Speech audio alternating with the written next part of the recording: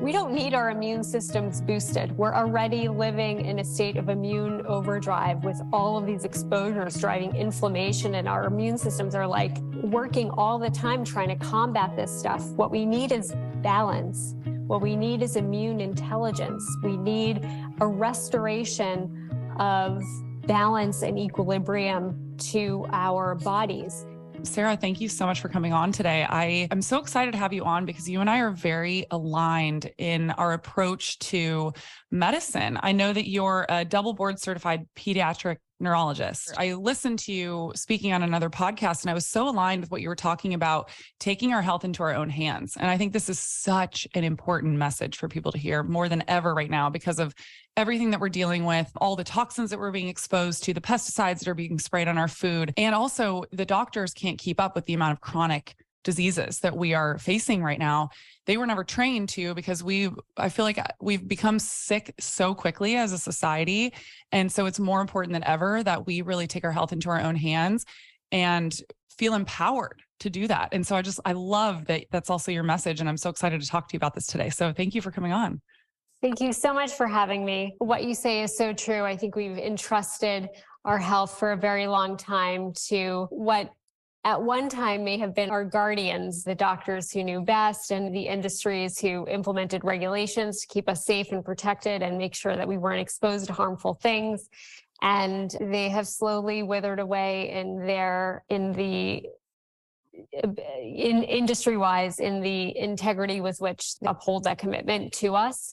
And we know that that motivation is not necessarily aligned with our health. It's aligned with some other motives. So we have a lot of exposures that were put into our environment that we are doing our very best to clean up. And there's so much effort and environmental initiatives going on right now to get regulation changed and to protect ourselves from these things. But many of them we will be exposed to forever. They're forever chemicals that will live in our water and soil indelibly. And we have to protect ourselves while we work to protect the planet. And it's so important that we understand that we don't have to entrust others to protect us. We have the power and the tools, and the information is available and accessible for us to take back control of our own health, put it in our hands, and take those initiatives and those steps that can do the very best for our bodies and for our family. It's a sad reality of the modern times that we're living in, is that we have so many corporate ties, people that are concerned about like pissing off for example, like with media, they're scared to piss off their huge supporters, which happen to be big pharma and et cetera. And then you look at doctors as well, who I really believe that doctors are genuinely trying their best. And so this is not to like vilify doctors. A lot of their education comes from funding of big pharma. Correct. And all of these corporations that have vested interests. And it's just an unfortunate reality. And I hate that it sounds conspiratorial, but it's just the reality of what's happening. And the sooner that we are aware of that and we make peace with it and know that we need to do whatever we can to protect ourselves, the better that we are going to be off and the healthier that we're going to be. I heard you say on a podcast, you were talking about the subtractive progress, which I really loved. Where you were saying that understanding what to avoid versus like what we need to bring in was such a great point. Can you speak a little bit more about that? Sure. I think as so much of industry is, it's very much about, well, what else can I do? What else can I take? What can I add to my regimen to make myself healthier? And we all have our porn shelf of supplements and products that are our biohacking arsenal of things that we're adding on to our lives to improve our health in various aspects. And I think it's so important as step one to take a step back and first look at, well, what can I take away? And this idea of progress through doing less is actually sometimes the most crucial thing that we can do to actually make those meaningful, impactful changes and steps forward. What can I not do versus what can I do is a good paradigm for how to think about that. I feel like it's a really great starting point for people too, because there are a lot of things that we can subtract immediately that we will see benefit in our health almost immediately, like taking out soda, cleaning out your cleaning supply closet and your body care products and your makeup, et cetera. Like just getting rid of a lot of these toxins and replacing them with better alternatives. That alone can make such a huge difference in your life and your health.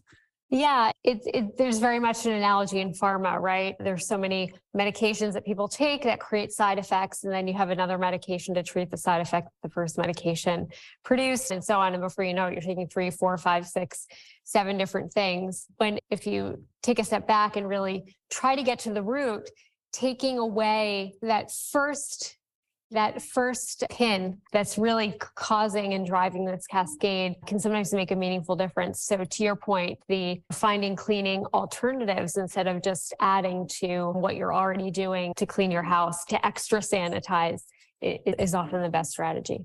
Yeah. So I want to ask you, I'm always curious about how people get into coming from traditional medicine and into a more holistic approach. How did you go from this kind of traditional training to this holistic approach? It's a great question. So my journey is a winding one, but I'm allopathically trained. I went to conventional medical school, trained through system, did a lot of residency and fellowships and training at Ivy League institutions, and was here in the city at Columbia and Mount Sinai.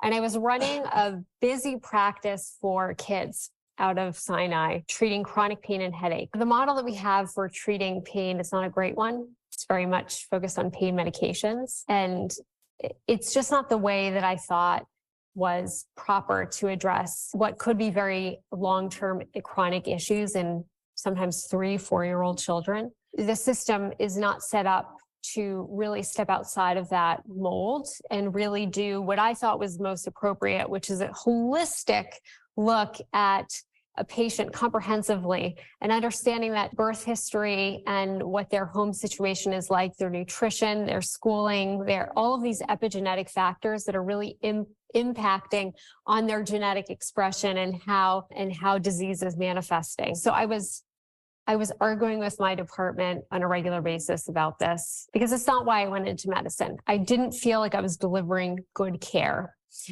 And everything I did was really just a Band-Aid. It was a Band-Aid. And I was frustrated. And so I expanded my scope and I came trained in functional medicine and environmental health and really tried to bring medical acupuncture into my practice. And at the same time, I personally started struggling with some major gut issues that I'd had for a long time, but they weren't ever present, but really started to flare up and were becoming debilitating. So at a certain point, I reached my limit because I couldn't deliver good care. And all of the experts I was turning to deliver good care for myself, all my colleagues in GI and the smartest doctors that you could go to, they didn't have tools to help me either. And I said, there has to be a better way. So I left and I started doing research. And I first thought that I would be working on an infant formula because formula is a booming industry and it's really garbage. If you read the label on any infant formula, the top ingredients are like maltodextrin, corn syrup solids.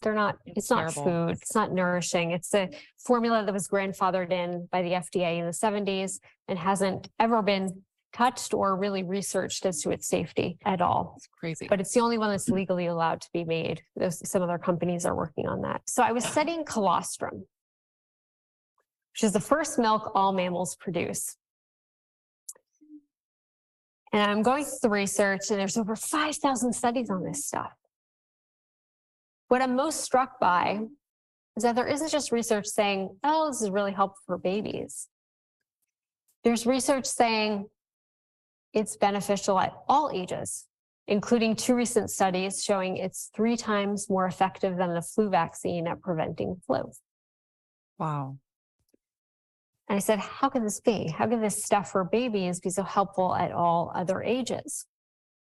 What I learned is that colostrum is not just a food. It's almost like a blueprint for the body. It is chock full of all of these exclusive bioactive compounds, antibodies, antioxidants, peptides, whole food growth factors, prebiotics that can't be found in any other natural source. And they act like a template to inform and optimize development of all the different pathways very early in life. And it's one of the reasons why babies who don't get any colostrum have a higher risk of developing a lot of immune dysregulating issues later on, food allergies, eczema allergies. And humans are the only species that can survive past infancy without getting colostrum. It turns out that the way that all these compounds work synergistically in the body is they seal up the immune barriers. And what that means is just like we have skin on the outside of the body, it's this barrier separates us from the outside world, it's that layer of protection. We have the same thing that lines the inside of the body. You don't really think about it, but there's a lining there. It lines our nose, our mouth, sinuses, lungs, gut, urinary, reproductive tract. It is our skin on the inside. So it's the interface, it's the barrier, it's the first line of defense from everything we inhale and ingest from the outside world. And all the modern exposures that we were referencing, the pollutants, the pesticides, these ultra-processed ingredients, these things cause damage to that barrier on a constant basis. And they make it more permeable than it's supposed to be. And so when we inhale and ingest, things are getting into our bloodstream that are supposed to be kept out by this barrier. And when they get in there, they trigger the immune system because the immune system is not supposed to see this stuff. And that's inflammation. And inflammation is what underpins almost every single modern chronic disease that we see. The big things like MS and cancers and inflammatory bowel disease and Crohn's, but it's also what drives the day-to-day complaints that almost everyone struggles with.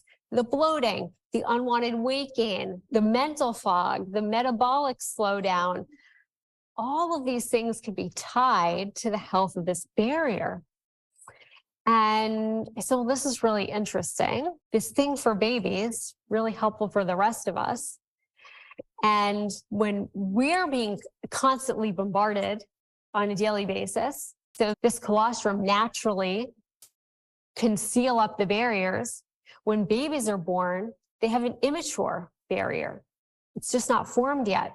So colostrum evolved 300 million years ago, specifically to be the first thing that goes into your body in life and seal your barriers like glue and protect you. And does the same thing no matter what age you take it.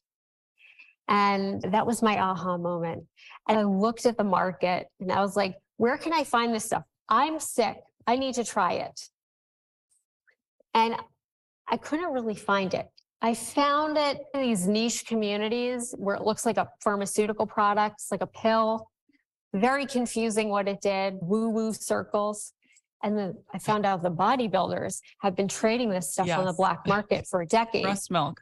Yes, because all of those bioactive compounds and growth factors and peptides are really potent at building lean muscle and accelerating tissue recovery and repair after intense exercise. And when I looked at the products that were available, I was like, we have a problem here. Almost everybody has some issue with dairy. It's rampant nowadays. Why is that? Does that make evolutionary sense? Here's the stuff I just told you about. It's specifically evolved over 300 million years to be the first nutrition we all receive in life, to be the most nourishing food that we consume for the health of our bodies, a superfood. Why does everybody have a problem with dairy? Great question. Well, it turns out it's not the dairy that's the problem. It's the next step. It's the way that it's pasteurized and processed that causes the problem. Because in the US, based on FDA regulation, meant to protect us, but misguided, all dairy must undergo pasteurization and sterilization, which the conventional way to do it, the inexpensive way to do it, is with very high temperatures for a short time. Well, the irony of it is that it kills off all the enzymes that make it digestible and bioavailable for the body, which is why everyone has issues with dairy. Exactly. But you give these same people raw dairy and they do just great. Yeah. So you have this living foods that I just talked about, it's literally communicating with your cells. These are living nutrients.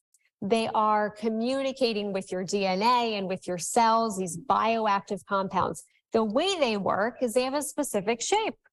And the specific shape fits a specific receptor in your cells, and that triggers a cascade of activity. Well, anytime you expose a living nutrient to high temperatures, to heat, it changes shape, it unfolds, it denatures. That's why cooked meat looks different than raw meat. And so when this thing goes into the body, it doesn't fit anymore. In fact, the body doesn't know what this is. This is not a food. We don't know what this is. Attack.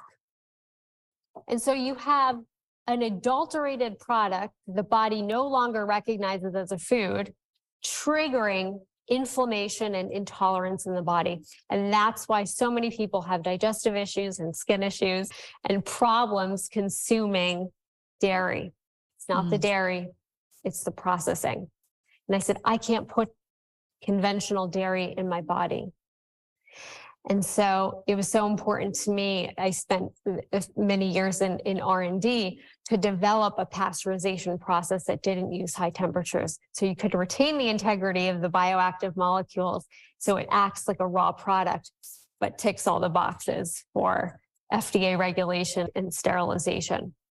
And once I had done that, and that was eventually became the genesis of my product later on, Armra. But once I had that technology and I was able to make prototype, I tried this myself and it saved my life. That's it saved amazing. my life. And I was well enough to continue work and doing what I was doing. And eventually my gut issues progressed further and I had several complications and needed some surgeries, but I wouldn't be here without the colostrum. I still take it every day. That's incredible. So that's my personal journey with it. But the colostrum is really an exceptional superfood, a true superfood. It only exists to be consumed for its health benefits. And so it's a powerful whole food at that. Well, I found it interesting when I was doing a little bit of research on colostrum myself that ancient civilizations literally worshipped colostrum. As I believe I read that they considered it to be, they revered it as like liquid gold. Yeah, the earliest I've seen is traced back to Ayurvedic medicine. So in Ayurvedic, it's considered a sacred food, colostrum. And cows are sacred animals too. In fact, it's a vegan culture. The Rishi, who are the ancient spiritual elders of the Ayurvedic practice, they consume colostrum, and they encourage colostrum consumption for health in this vegan culture, because they consider it such a sacred product that it's neither a plant nor an animal. It gets a whole category on its own. And I think that's just remarkable. Yeah, that is really cool. So you talked a lot about dairy intolerances. Can someone who is struggling with a dairy intolerance take colostrum, like take your Armra and be okay and not have an effect? Will they experience inflammation? So with my product, because of the way that we process it, we have lots of dairy intolerant people who take it and do just fine with it. In fact, because it mimics the raw product, it's actually highly anti-inflammatory. So a lot of people with multiple food intolerances, gluten, soy, dairy, etc., find benefit for all of those things when taking the product. That's awesome. Well, because we know that it helps with immune function. And so if you're having an issue with your immune system, obviously this is going to come in and help remedy it. Right. And root cause. It's not a Band-Aid. It's addressing the integrity of that barrier in your body, which is really the root of health. And we talk a lot about health starts in the gut, and we talk a lot about the microbiome. And we're starting to move the conversation in this direction, but it's an incomplete conversation because the microbiome is only one part of this barrier. There's 4 parts of this barrier. And this barrier is not just in your gut.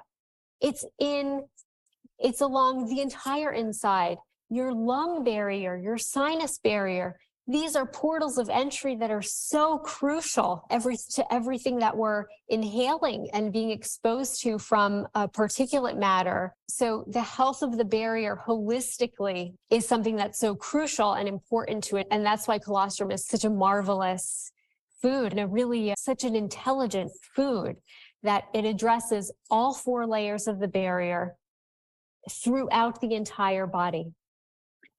That's incredible. And help me understand this a little bit more. So how does it do that? Is it similar to, I talk a lot about collagen, and the reason why I love collagen is because it helps to seal, like heal and seal the gut. Does colostrum act similar to that way with all these different barriers? Is it like helping to seal it? What exactly is happening? That's a great question. Collagen is a good analogy because collagen is so important to the health of the barriers and the health of cellular structure in your body. The problem with collagen supplements, though, is that when you take collagen as a supplement, you don't absorb it as collagen. It gets digested. So what ends up happening is you get the amino acids from the collagen, and then your body, just like it would with any other amino acids, any other protein source that you're taking, your body rebuilds the collagen on the inside. So a collagen supplement is helpful because you're giving your body more protein, more raw ingredient to build the collagen, but you're not actually, when you consume collagen, collagen's not coming into your body. You're getting just the broken down amino acids. What's so intelligent about colostrum is it evolved to be a food, to be consumed. So it's particularly honed for the natural digestive processes. The compounds exist in colostrum in a bioavailable form such that their active form is unlocked as it passes through your digestion. Isn't that miraculous? There are compounds that resist all digestion and you absorb just as they are, but there are also compounds that exist in a different structure, and then they get digested and certain parts of them go away, and then the active part becomes active as it reaches a certain part of the digestive tract. So it's really it's so elegant. It's so elegant. It's nature, the natural wisdom of nature, far greater than anything we can artificially or reproduce or out technology in our modern day. It's just hubris to think that we can do that. Honestly, we defer to the wisdom of nature and 300 million years of evolution. They figured it out. This has been honed by the pressures of time and change, etc. So when you're taking colostrum, you're getting all the active bioavailable stuff into the body. Now, it works in all of the layers because let's go through the layers. So we'll start with the barrier itself, because this is where we want collagen to work, helping with the actual structure. So colostrum has all the peptides and growth factors that instruct how to regenerate that barrier architecture. So when you have any kind of injury to the structure, this is like sending in the architect with the blueprint for how to rebuild that castle wall and how to get the building erect. So it rebuilds all of that architecture for the wall of the barrier, that physical structure. Then you have the microbiome, which we're all familiar with. People take probiotics. Some problems with that. Those also get digested or they're dead by the time they reach their final destination. But colostrum has something unique in it. It has something called milk oligosaccharides. Milk oligosaccharides can't be found in any other place. They don't exist. They're a whole food prebiotic. Any prebiotic supplement that you would take, it's a plant phenol. This is a milk oligosaccharide. What's unique about colostrum's prebiotic, the milk oligosaccharides, is that they preferentially feed the bifidospecies of the microbiome. That's the healthy bacteria. And so it uniquely, unlike any other prebiotic, is a food for the bacteria. It only feeds the good guys and it starves the bad guys. So you preferentially shift the population of your microbiome towards an optimized, healthy population. So it's very effective at optimizing the microbiome throughout the entire body, on the skin and on the inside. Another layer you have in the barrier is something called your mucus layer. Your mucus layer is supposed to be really thick. It's like a scaffolding. It's the stuff that your microbiome clings onto so that they can live at the barrier. And it acts as a kind of a thick, syrupy stuff that bad guys, when they're coming in, it blocks them. They get stuck in there so that our body has time to get rid of them and attack them. Most people's mucus layer is very thin. This is part of the disruption that happens at the barrier. Colostrum has all of the raw ingredients and instructions to rebuild that mucus layer. So you get a nice, thick, healthy mucus layer to support your microbiome and add as that layer of defense. And then the last piece of your barrier are the immune cells. So 75 to 80% of your body's immune cells are not floating around in your bloodstream. We're talking about antibodies, immune cells a few years ago. That's like this much of your immune system. Most of your immune system, 80% of those cells, they live at the barrier. Why? Because if you were guarding a castle, where would you put your soldiers? At the gates of entry. You'd make sure that you have strong wall that's protected to keep bad guys out. And that's exactly what our bodies do. They put all the defense guys at the barrier. And colostrum has all of the specific immune cells and antibodies that live at the barrier. It has immunoglobulins like IgG. These things directly bind to pathogenic particles and pollutants and pesticides and viruses and bacteria, and they get rid of them before they can even get close to your body. And immunoglobulin A, which is a very interesting one. And most colostrum products don't have a lot of it. Armra has a lot of it. Armra has a lot of it.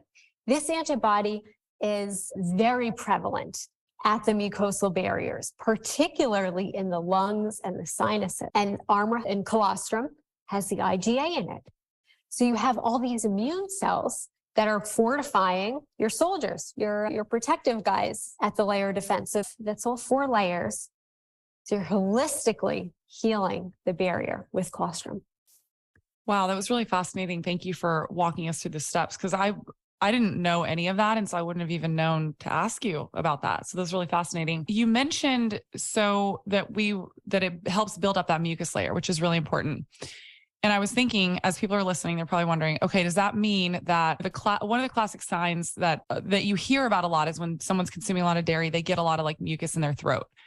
Is that different? No. Something? Okay. And I assumed that, but I wanted to clarify that because yes. I can imagine people being like, wait, am I going to be like hacking up a lot of mucus? Like, am I going to notice? It's a bad word. It's a kind of a misnomer, but it's both a kind of mucus, but this mucus is static. It's not something that moves around. Like the lining the mucus that gets produced, that's part of the inflammatory cascade. That's your body trying to push things out.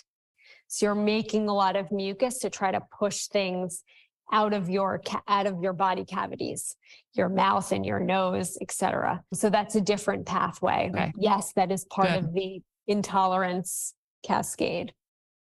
Yeah, I just wanted to clarify that because I know a lot of people struggle with that with their dairy. And so I was like, okay, we need to clarify this for everyone listening. Can you talk a little bit about, because I know Armra comes from grass-fed, pasture-raised cows. Can you talk about the importance of that? Healthy animals make healthy food for people to consume.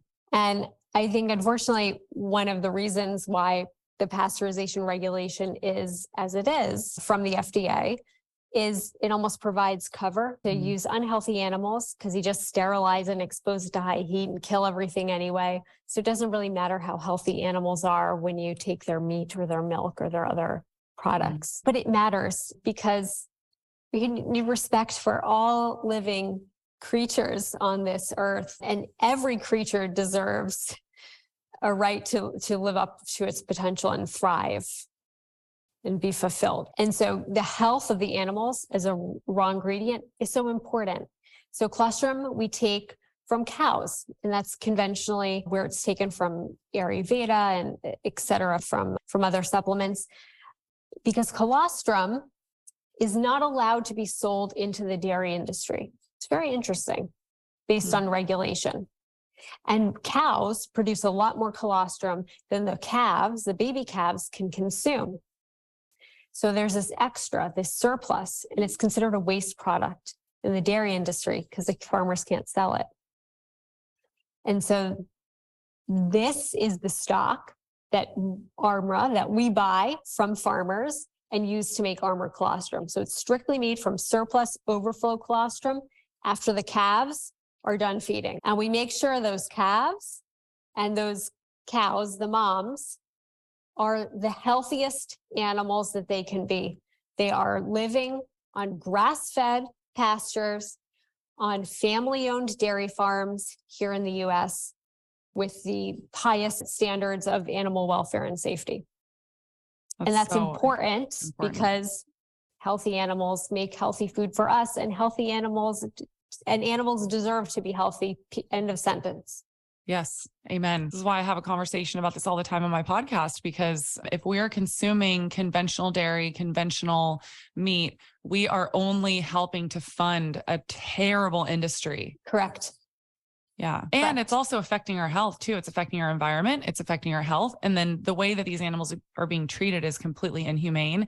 And I don't even want to put my money towards that. Like outside of the health effects, like I don't want to be adding more money and funding this horrible, inhumane practice. Yes. And there's a humane way to do it. And this is a part of regenerative agriculture and regenerative animal practices. Mm-hmm. And this is such a sustainable model for animal welfare, human health, and crop regeneration. But it is completely the antithesis of where the industry profit is at the moment and motivations. Mm-hmm. And so unfortunately, it's not readily available to the mainstream. You have to seek it out. You have to seek it out.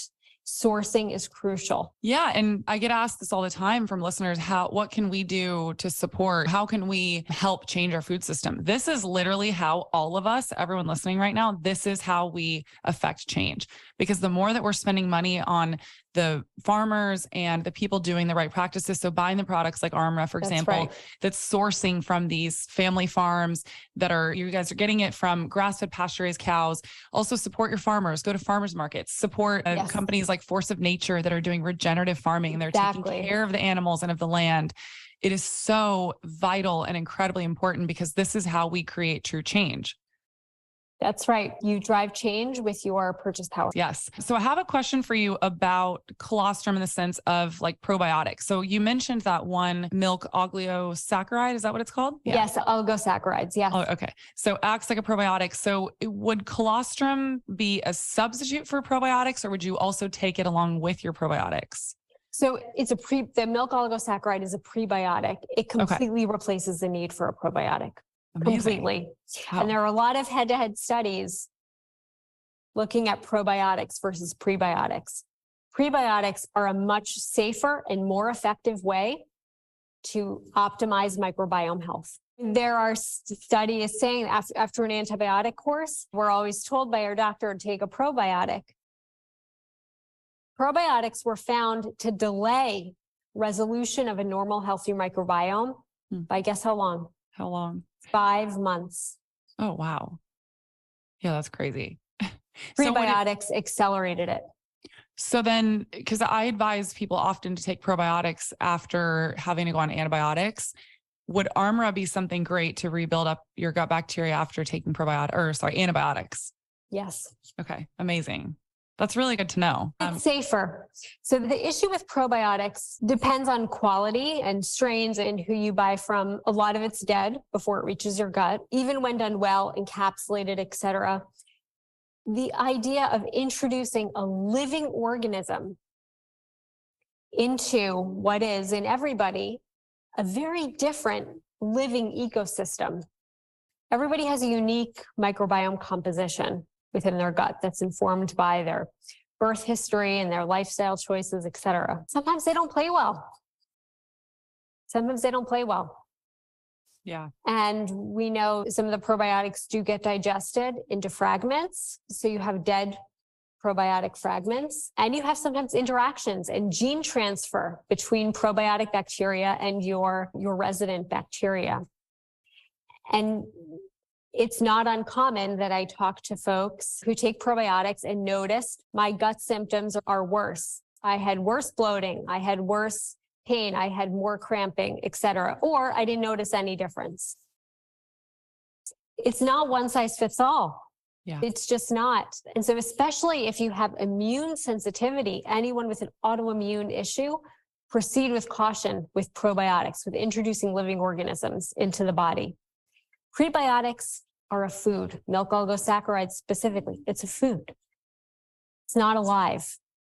It's safer and can be used one size fits all to optimize microbiome health. So I just, in good conscience, I feel good about recommending prebiotics generally over probiotics. And certainly the milk oligosaccharide composition is just more effective because of the way that it shifts towards bifido species. Oh, that's really fascinating. I've actually never heard that. And I think that's really important for people to hear, because I feel often as though probiotics are being shoved down our throats a little bit. Like everyone needs to be on a probiotic and all these drinks are adding probiotics, and it's just like a lot. Yep. And what you just described is also a really great reminder for people to check in with their bodies and listen. If everyone's saying take probiotics, but then you're taking them and you're not feeling great and you're having a reaction or whatever, then they're not good for you. That message is so important too. I think so often there's the next hot thing or the big thing that everybody's using, and it's supposed to be great. And then your personal experience doesn't quite match up to the hype. Yeah. Trust that. Yes. Always comes back to intuition. It's really important. So I wanted to ask you a little bit I wanted to talk a second about breast milk, if you're okay with that. I know it's a touchy subject for people, but I know that colostrum is in breast milk, and we've talked so much about how important colostrum is. And I wanted to talk about breastfeeding, if you're okay with going to that subject. Sure. Okay. Let's say first and foremost, if someone wasn't breastfed or they're listening and their baby wasn't breastfed, would you recommend then supplementing colostrum so that it can help with their immune system since they didn't get it at birth? Oh, colostrum is an excellent and safe supplement for all ages, from infancy to older age. Humans after birth, they produce colostrum for about 48 to 72 hours after delivery.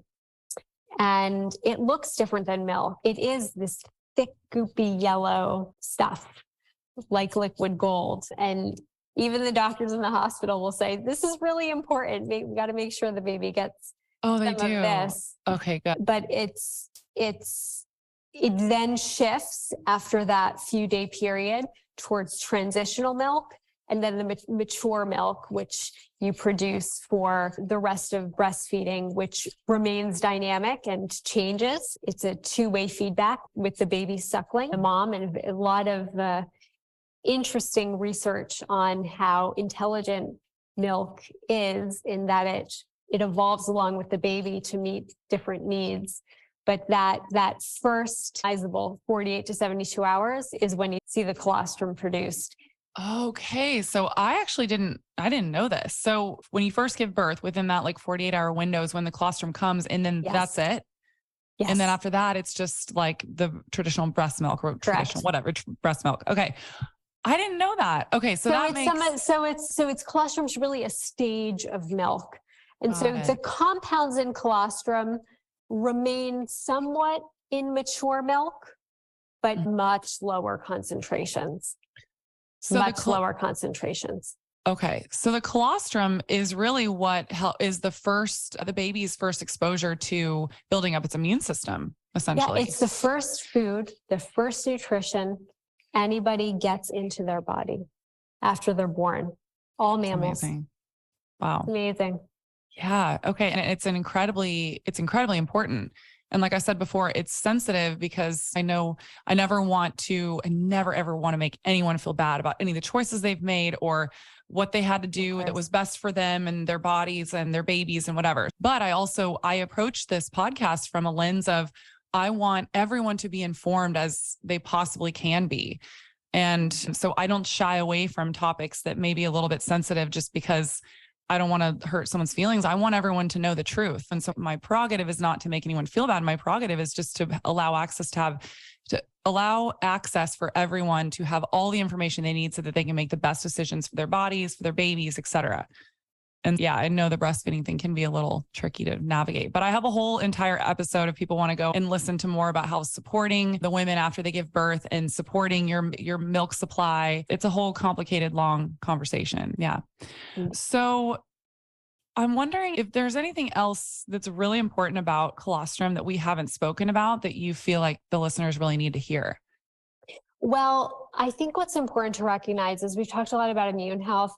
We've talked a lot about the gut, and we've talked somewhat about the barrier along the respiratory tract. So you can imagine it's very important for inflammatory issues there related to asthma or allergies, et cetera. But I think what's interesting to touch on is this is a foundational pathway in the body, which means the benefits are not just relegated to the immune system and gut health and respiratory health. When you address the health of that barrier and seal up your gate of entry from all of these particles in your everyday environment that are driving inflammation and sapping energy metabolism from all of your cells, some of the most noticeable and profound changes that I hear from people relate to things like my bald spot started growing hair. Wow. I look 20 years younger than I did before.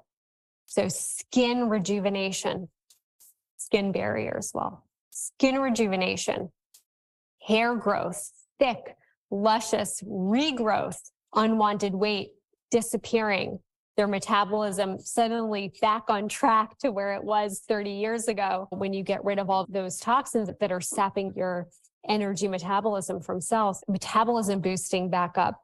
Again, issues with allergies, asthma, very profound, and energy levels, mental clarity, cognition, but they are noticeable, meaningful changes that people sometimes, what I'm so blown away with is just how quickly people tell me they notice these things. Sometimes a few days, my energy's through the roof. I don't need a coffee anymore. I'm off this. I've gotten rid of 7 supplements. I only need this now. Colostrum just fills the gaps in so many areas that we're all trying to piecemeal together with kind of these different, again, supplements that are addressing a symptom, one for brain, one for your gut, one for your immune system, one for your hair growth. This is kind of like an all in one. When you address foundational health in the body and inflammation, the ramifications of that and the knock-on benefits of that I'm still humbled every day by the stories that people are willing to share with me about their experience. It's very impactful.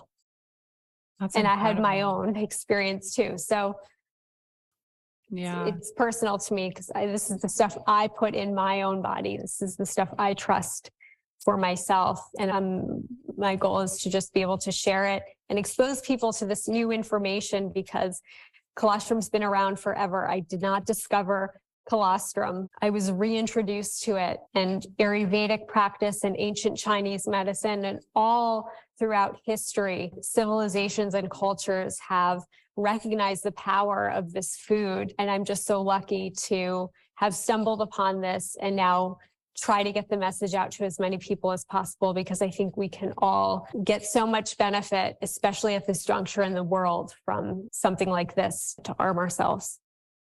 Yeah. It sounded like you said Armra, which I think is so cool. It's like, is that where you got the name from? It's like an armor. Yeah, it's a play on armor. Think of it as an inside suit of armor, but it's also a palindrome, Armra. And I think so much language out there is about immune boosting. And we don't need our immune systems boosted. We're already living in a state of immune overdrive with all of these exposures driving inflammation, and our immune systems are like working all the time trying to combat this stuff. What we need is balance. What we need is immune intelligence. We need a restoration of balance and equilibrium to our bodies. And you can only do that by having a strong barrier so that everything can calm down and operate to its optimal potential like nature intended. Wow. Thank you for sharing all of that. And also thank you for creating a product that has helped a lot of people. I'm so grateful for people like you in the world that are doing amazing things and supporting the practices of the farmers that need to be supported, and creating a product that really is helping a lot of people. Like you said, all these things that you listed off are real issues that people are dealing with. And we have chronic illnesses through the roof. And a lot of that is because our immune barrier is broken, right, and we're being exposed to all these toxins. And modern living is hard. It's hard to be healthy. Yeah. And we've really got to work pretty hard at keeping ourselves healthy. And so thank you for being a part of that, helping others in maintaining their health. It's really Thank awesome. you so much. And thank you for having me and allowing me to share the information and message with your audience. Yeah, of course. Before we go, I want to ask you what I ask all of my guests, which is, what is your personal health non-negotiable? So no matter how busy your day is, these are things that you prioritize for your own health. Colostrum. And I'll add to that hydration. Yeah. Not water. Same. Electrolytes and salt with my water. Non-negotiable. I actually have LMNT in my water right now. Love LMNT. Yeah, me too. It's so good. I love that. Well, please yes, I love it. She also has her LMNT right now. Well, for all the listeners, please let them know where they can find you and where they can find Armra. Wonderful. You can find us at www.tryarmra.com or on Instagram at tryarmra. And we are here and available answering questions all the time. There's a lot to learn and talk about with colostrums. Hope to see many of you. Yeah. Thank you so much for listening. And thank you so much for coming on. Thank you.